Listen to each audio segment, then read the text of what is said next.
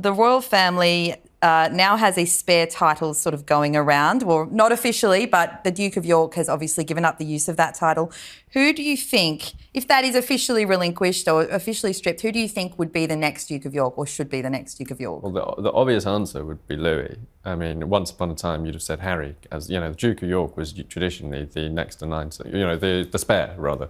So, you know, you have the Prince of Wales and then you have the Duke of York. But, I mean, will anyone want it now? It's kind of sullied, sadly, because it's, you know, it's a title that goes back through history. And the Duke of York was always, you know, the reason we have that nursery rhyme, Grand Old Duke of York, it had 10,000 men, because, you know, it has huge military history attached to it as well. Matt, do you think that there should be another Duke of York? I don't think there can be. I really don't think in living memory, I don't think it's so tainted. I mean, we did a story the other week about a pub that's removed its Duke of York sign.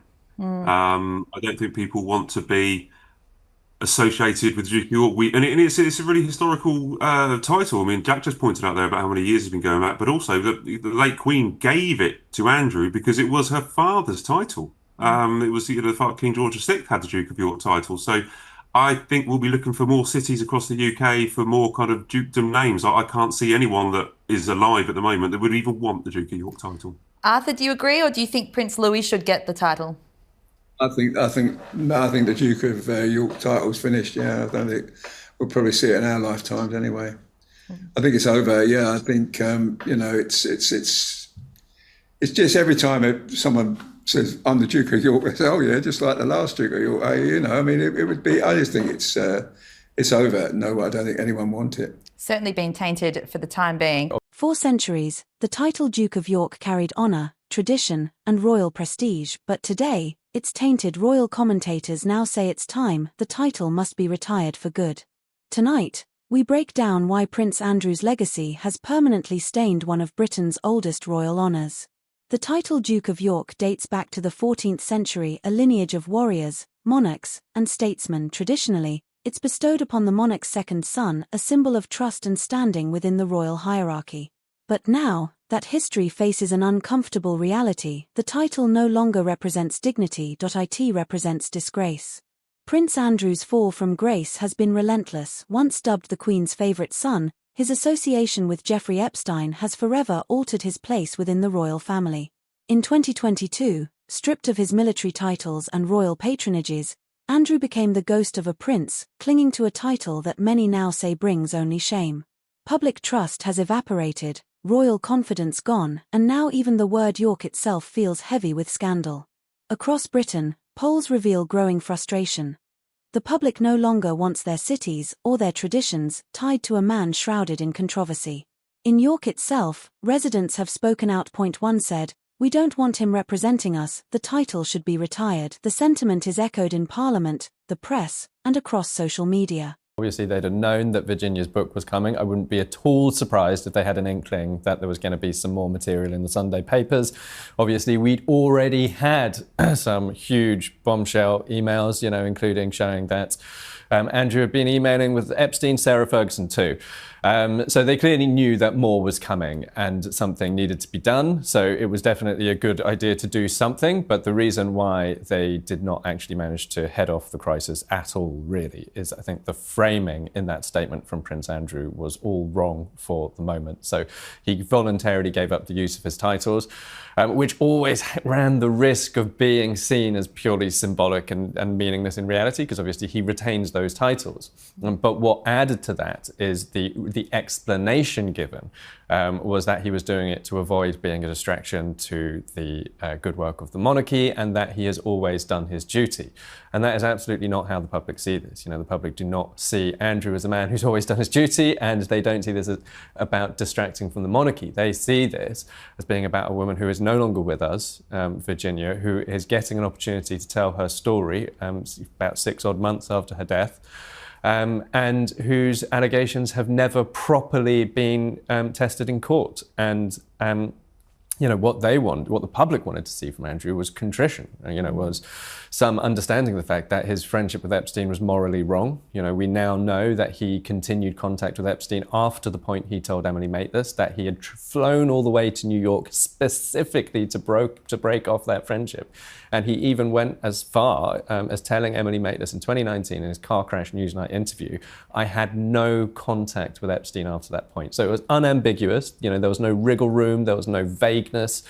He said he had no contact, and we now know that in February 2011, he sent Epstein an email saying, I'm more worried about how this is affecting you. Don't worry about me. I'm more worried about you. We're in this together. We'll have to rise above it, and we'll play again soon. And that email came the day after Virginia's first big newspaper interview, which ran over 3,600 words. And in it, she described how she was sexually abused as a child by a friend of the family, she said at that time. And she had to live homeless from age 11. She had sex with men not for money at that time, but for food. And that she was then abused by Jeffrey Epstein and had to take Xanax to numb the pain. And Andrew, that was the first publication of the photo of Andrew with his arm around her waist. And Andrew came off the back of that email, of that story, and sent Epstein this email saying, I'm more worried about you. Royal biographers and historians agree this is about preservation. To save the title's honour, it must be separated from Prince Andrew. One royal expert told GB News, the title is now beyond redemption. Passing it to another royal risks dragging the shame forward. The safest option, retire it entirely. It's a move the palace has quietly considered, but never confirmed. With the monarchy fighting to modernise under King Charles III, this issue strikes at its core image and integrity. If the Duke of York title remains tied to scandal, it could weaken the institution's credibility. Charles is reportedly determined to draw a line under past embarrassments, and Andrew's title may be next on the list.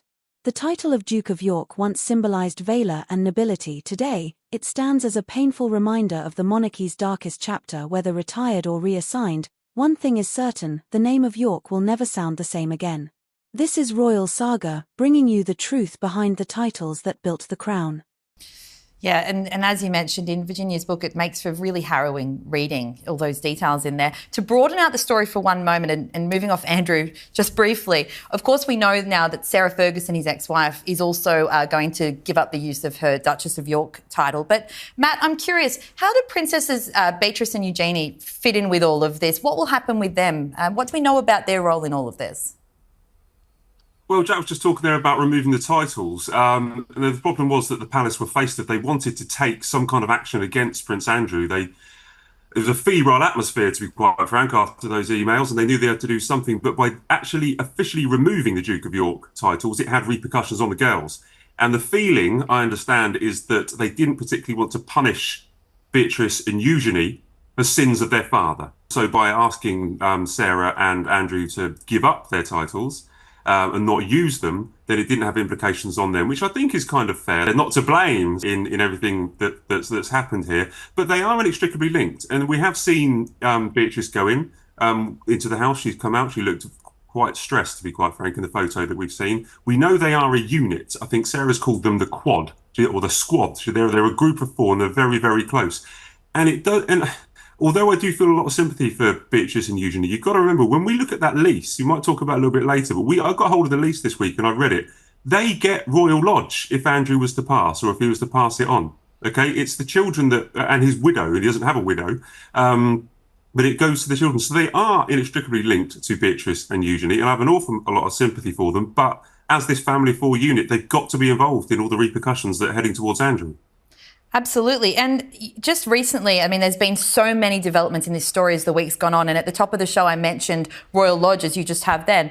What do you think will happen with that? And with everything we've seen this week, there's a push to evict Prince Andrew from there. What do you think is going to be going on in regards to the home? There's 100% a push to get Andrew out of Royal Lodge. And they've made no secret of it in the last couple of years. They've, wanting to give him Frogmore, give him Frogmore Cottage, move around the corner, make it a lot easier. They don't like, the palace do not like the appearance of a disgraced ex-duke now living up in a huge 31-room mansion. They want him out. They can't get him out because we can see the lease. It's his lease. He has it for 75 years. But they can pull certain levers. So they can persuade him. And look, Andrew was persuaded, okay, convinced maybe, or dragged kicking and screaming to give up his York title.